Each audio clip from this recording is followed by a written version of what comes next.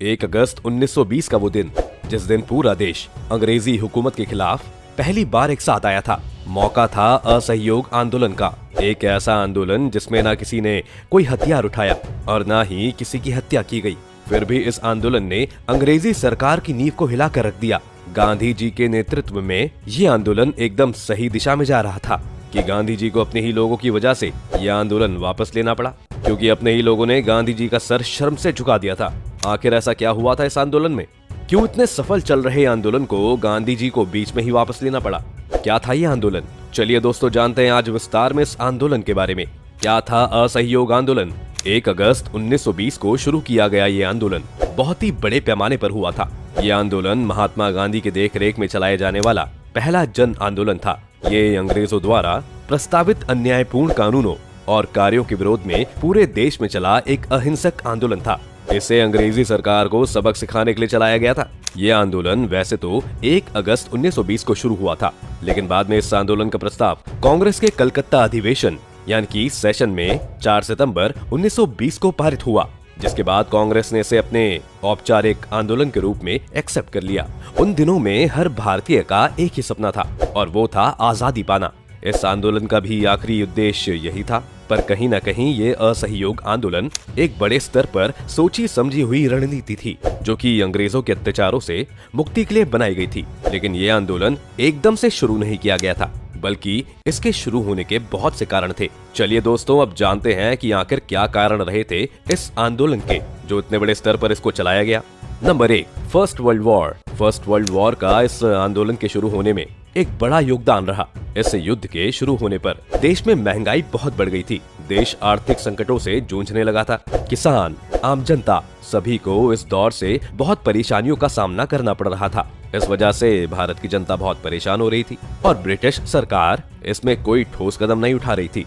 एक और वजह थी कि ब्रिटिश सरकार भारतीय सैनिकों को युद्ध में भेज रही थी। इस युद्ध में भारत के सैनिक एक शर्त पर गए थे कि युद्ध समाप्त होने के बाद भारत में संवैधानिक सुधार की दिशा में कदम बढ़ाए जाएंगे, लेकिन ऐसा कुछ नहीं किया गया।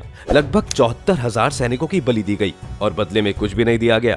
Number 2, Rowlatt act. जहां भारतीयों को युद्ध खत्म होने के बाद थोड़ी उम्मीद थी कि उनके साथ ब्रिटिश सरकार थोड़ा नरमी से पेश आएगी, वहीं ब्रिटिश सरकार एक ऐसा कानून लेकर आई जिससे भारतीय जनता में आक्रोश बढ़ गया, और वो कानून था रोलेट एक्ट। ब्रिटिश सरकार के अध्यक्ष सर सिडनी रोलेट की सेडिशन समिति ने रोलेट एक्ट का कानून बनाया था। इसको ब्रिटिश सरकार ने भारत के लोगों को कुचलने के लिए बनाया था। उन्होंने साल 1918 में युद्ध समाप्त होने के बाद देश में उनके खिलाफ क्रांतिकारियों द्वारा की जा रही गतिविधियों एवं आंदोलन को बदलने के लिए रोल्ट एक्ट कानून लाने का फैसला किया था, ताकि कोई भी भारतीय ब्रिटिशर्स के खिलाफ आवाज न उठा सके। ये एक ऐसा कानून था जिसमें ब्रिटिश सरकार को ये अधिकार था कि वो किसी भी भारतीय को बिना मुकदमे चलाए अदालत में और जेल में बंद कर सकते हैं। इसके अलावा मुकदमे के फैसले के बाद किसी को भी उच्च न्यायालय में अपील करने का अधिकार नहीं दिया गया था। इस तरह अंग्रेज भारतीयों को हर तरह से दबाना चाह रहे थे।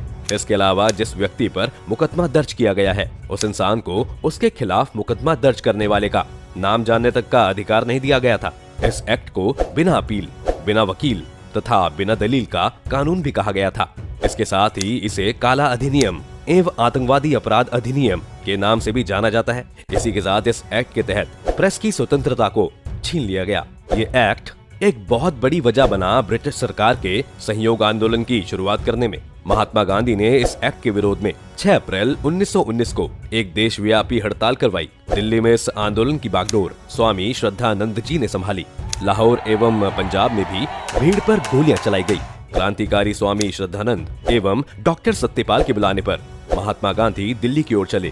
गांधी जी ने रोलेट एक्ट की आलोचना करते हुए इसके विरुद्ध सत्याग्रह करने के लिए सत्याग्रह सभा की स्थापना की। इसके अन्य सदस्यों में लाल दास, द्वारका दास, शंकर लाल बैंकर, उमर सोमानी, बीजी हरनिमंद आदि शामिल थे। इस एक्ट का जगह जगह विरोध किया गया। इस दौरान अंग्रेजों ने भी इस विरोध को दबाने में कोई कसर नहीं छोड़ी। जगह जगह से क्रांतिकारियों की गिरफ्तारी की गई और ऐसे में ही 2 क्रांतिकारियों को गिरफ्तार किया गया और उन क्रांतिकारियों की गिरफ्तारी ने ही एक नए जनसंहार को जन्म दिया, जिसे सारी दुनिया जलियांवाला बाग हत्याकांड के नाम से जानती है।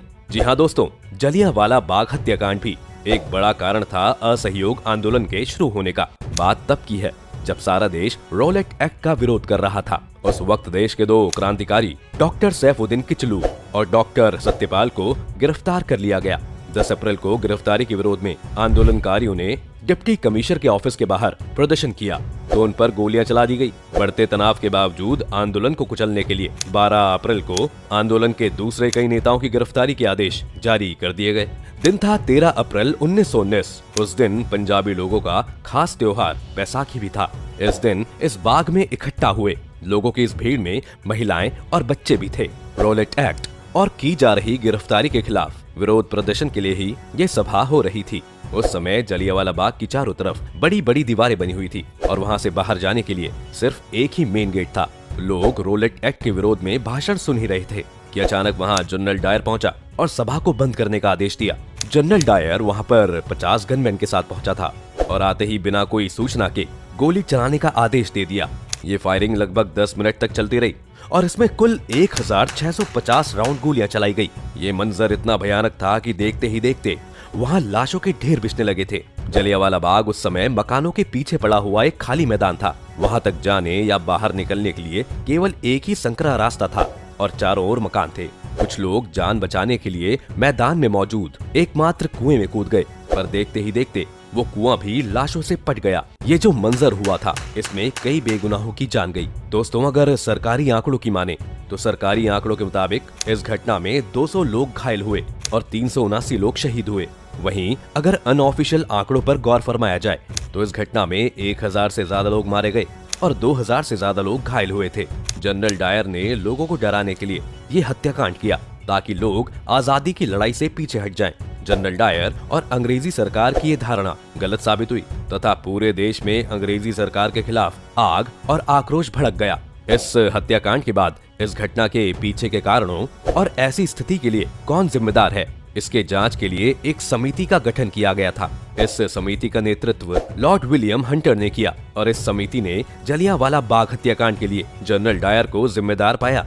इस समिति को हंटर कमीशन के नाम से जाना जाता है। इसके बाद भारतीयों ने आरोप लगाया कि ये खुलेआम पक्षपात है और बाद में भारतीयों ने स्पष्ट पक्षपात के कारण हंटर समिति की सिफारिशों को स्वीकार नहीं किया।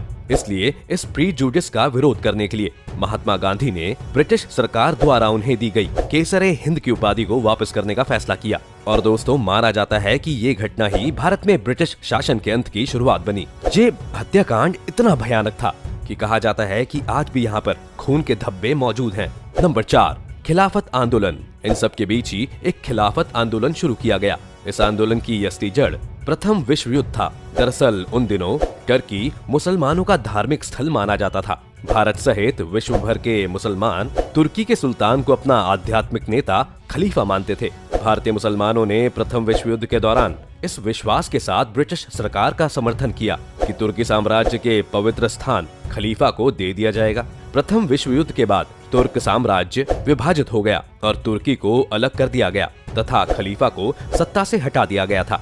इससे मुसलमान नाराज हो गए तथा इसे खलीफा का अपमान माना। प्रथम विश्व युद्ध में जब टर्की को अंग्रेजों ने हराया था, मौलाना मोहम्मद अली और मौलाना शौकत अली, मौलाना आजाद, हकीम अजमल खान और हसरत मोहानी के नेतृत्व में खिलाफत आंदोलन के रूप में एक समिति का गठन किया गया था, जिसे खिलाफत समिति नाम दिया गया। हिंदू और मुसलमान ने मिलकर अंग्रेजी हुकूमत के खिलाफ चलाया था। इस आंदोलन ने हिंदू और मुसलमानों में एकता को बढ़ाने का भी काम किया। इस आंदोलन को खिलाफत नाम दिया गया। बाद में महात्मा गांधी के इस आंदोलन से जुड़ने के बाद ही इस आंदोलन को असहयोग आंदोलन कहा गया और इन्हीं सब के बीच शुरू हुआ असहयोग आंदोलन, जो कि देश में बहुत बड़े स्तर पर किया गया था। असहयोग आंदोलन की विशेषताएं। इस आंदोलन की सबसे बड़ी विशेषता ये थी कि इस आंदोलन में किसी तरह की कोई हिंसा नहीं थी।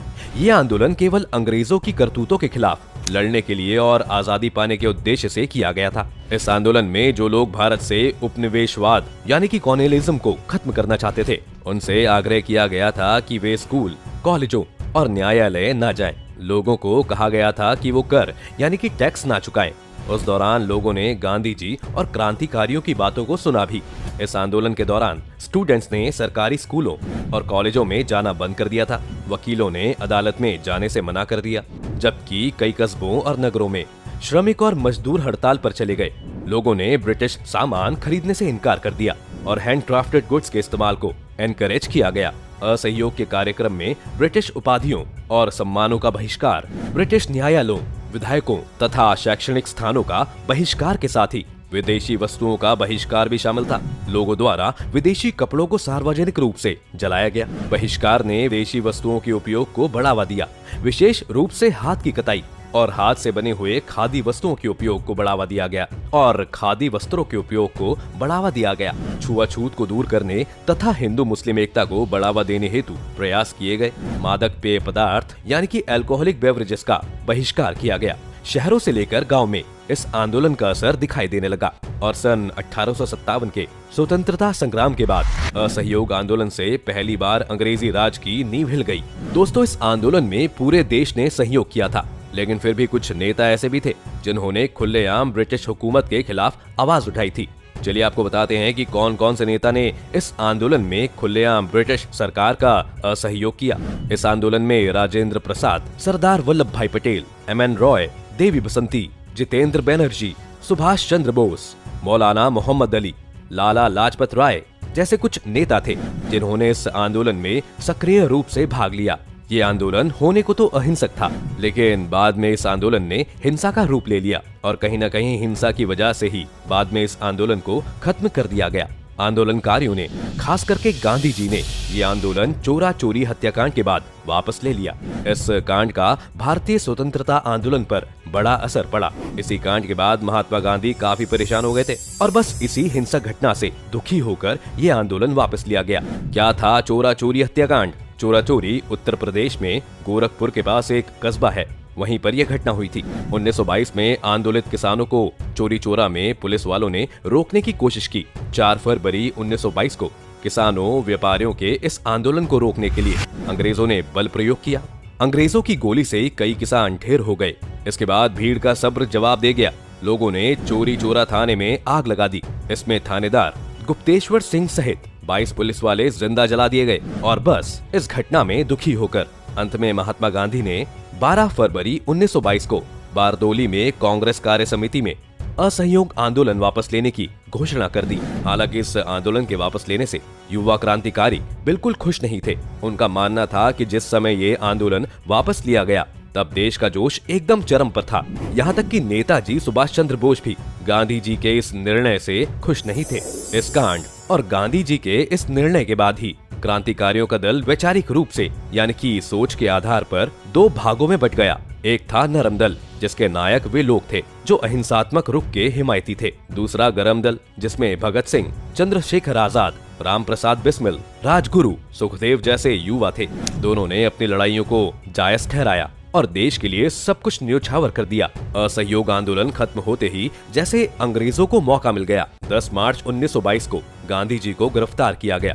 कई लोगों को हैरानी होती है, लेकिन अंग्रेजों ने गांधी जी के देशद्रोह का अपराध यंग इंडिया में प्रकाशित उनके 3 लेखों को बनाया था। ब्रिटिश सरकार के मुताबिक महात्मा गांधी ने 29 सितंबर 1921, 15 दिसंबर 1921 और 13 फरवरी 1921 को यंग इंडिया में 3 लेख लिखकर सरकार के खिलाफ असंतोष भड़काया था। इसके बाद महात्मा गांधी के लिखे गए वफादारी से छेड़छाड़, पहेली और इसके समाधान और प्रेतों को हिलाना लेखों को कोर्ट में पढ़ा गया था और बस इसी को आधार बनाकर अंग्रेजी हुकूमत गांधी जी को सजा देने पर उतारू हो गई। गांधी जी के इस मुकदमे की सुनवाई जज ब्रूमफील्ड ने की थी। आपको जानकर हैरानी होगी, पर गांधी जी को सजा सुनाने वाले जज भी उन्हें ये सजा देना नहीं चाह रहे थे।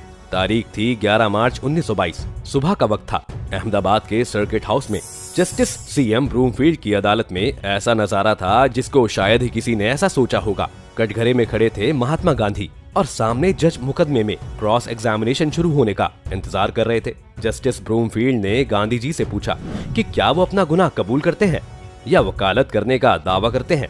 इस पर महात्मा गांधी ने कहा, मुझ पर लगाए गए सभी आरोपों के लिए मैं खुद को जिम्मेदार मानता हूँ।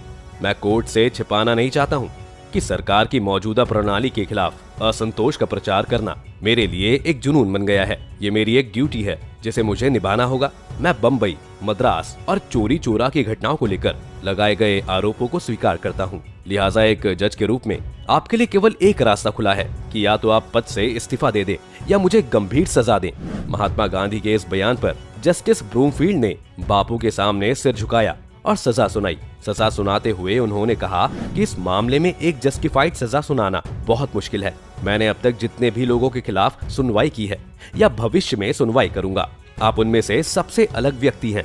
आपसे राजनीतिक मतभेद रखने वाले लोग भी आपको संत के तौर पर मानते हैं। इसके बाद उन्होंने बापू को 6 साल की सजा सुनाई और फिर झुकते हुए ये भी कहा, अगर सरकार इस सजा को कम कर दे तो मुझसे ज्यादा खुश कोई नहीं होगा। और इस तरह ये महात्मा गांधी द्वारा शुरू किए गए असहयोग आंदोलन का आखिरी पड़ाव था। लेकिन दोस्तों, ये बात सच है कि अगर चोरी चोरा हत्याकांड नहीं हुआ होता तो देश में असहयोग आंदोलन की सफलता की कहानी आज कुछ और होती। कुछ इतिहासकारों के मुताबिक असहयोग आंदोलन उस वक्त जीत की कगार पर पहुंच गया था, लेकिन चोरी चोरा घटना के बाद उसको गांधी जी ने वापस ले लिया क्योंकि उन्हें लगा कि ये भटक रहा है। कई लोग ये भी कहते हैं कि साल 1922 में यह आंदोलन इतना तेज था कि अंग्रेजों पर दबाव पड़ता और हमें तभी आजादी मिल जाती। वेल दोस्तों, इस आंदोलन से देश आजाद तो नहीं हुआ, लेकिन ये कहना भी गलत नहीं है कि ये आंदोलन पूरी तरह से असफल हो गया था। चलिए अब आपको बताते हैं कि इस आंदोलन के देश में क्या प्रभाव पड़े थे। इस आंदोलन ने लोगों में ब्रिटिश विरोध भावना विकसित की, जिसके कारण लोग ब्रिटिश शासन और नेताओं से छुटकारा पाने की कोशिश कर रहे थे। जब खिलाफत आंदोलन को असहयोग आंदोलन में मिला दिया गया तो इससे हिंदुओं और मुसलमानों में एकता आई। इस आंदोलन से ब्रिटिश वस्तुओं का बहिष्कार और खादी उत्पादों का प्रचार बढ़ा, जिससे भारत के लोगों को काम मिला। ये पहला आंदोलन था जिसमें बड़े पैमाने पर लोगों ने भाग लिया। इस आंदोलन से देश में एकता बढ़ी और हर तरह के लोग सब भेदभाव मिटाकर एक साथ आए। दोस्तों, ये था असहयोग आंदोलन। क्या लगता है आपको कि अगर उस वक्त गांधी जी ने वो आंदोलन वापस नहीं लिया होता तो क्या हमारे देश के हालात आज अलग होते? हमें हमारे कमेंट सेक्शन में जरूर बताइएगा। अगर आपको ये वीडियो पसंद आई हो तो इसको लाइक और शेयर जरूर करें। साथ ही अगर आप चैनल पर नए हैं तो इसको सब्सक्राइब करना और बेल आइकन दबाना ना भूलें।